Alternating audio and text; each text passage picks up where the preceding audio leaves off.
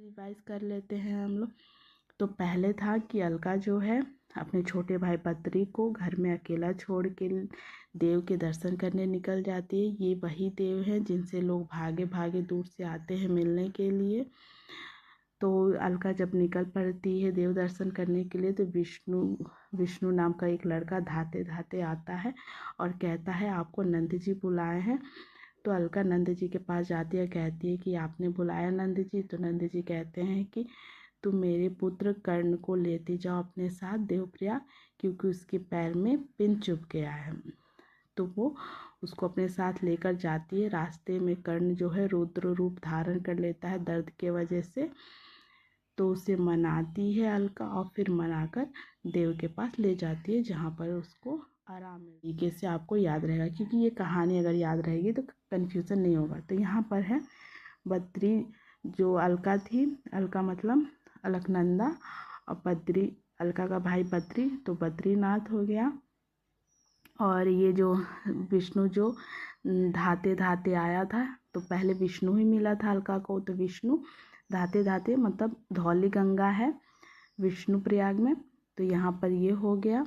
उसके बाद से ये विष्णु बोलता है आपको नंद जी बुलाए हैं। तो विष्णु के बाद से आपका आ जाएगा नंद प्रयाग, जहाँ नंद जी बोलते हैं मेरे बेटे कर्ण को भी लेते जाओ, क्योंकि उसके पैर में पिन चुभा है। तो नंद के पास आ जाएगा कर्ण प्रयाग, और कर्ण के पैर में पिन चुभा था, तो पिंडार गंगा कर्णप्रयाग में मिलती है।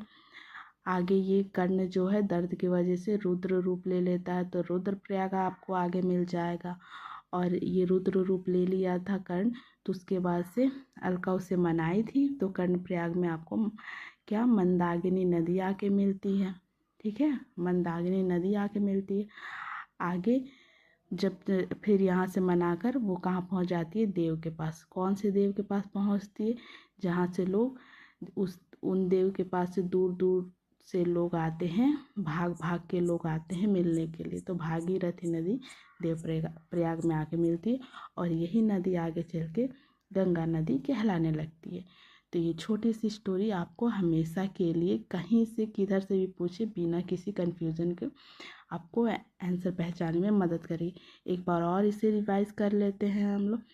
तो पहले था कि अलका जो है अपने छोटे भाई बद्री को घर में अकेला छोड़ के देव के दर्शन करने निकल जाती है। ये वही देव हैं जिनसे लोग भागे भागे दूर से आते हैं मिलने के लिए।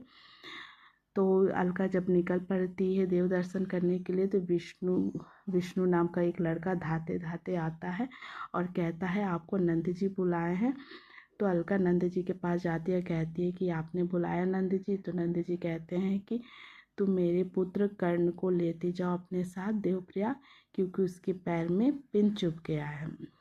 तो वो उसको अपने साथ लेकर जाती है। रास्ते में कर्ण जो है रुद्र रूप धारण कर लेता है दर्द के वजह से। तो उसे मनाती है अलका और फिर मनाकर देव के पास ले जाती है, जहाँ पर उसको आराम मिलता है उसके दर्द से। तो इस तरह से ये कहानी ख़त्म होती है।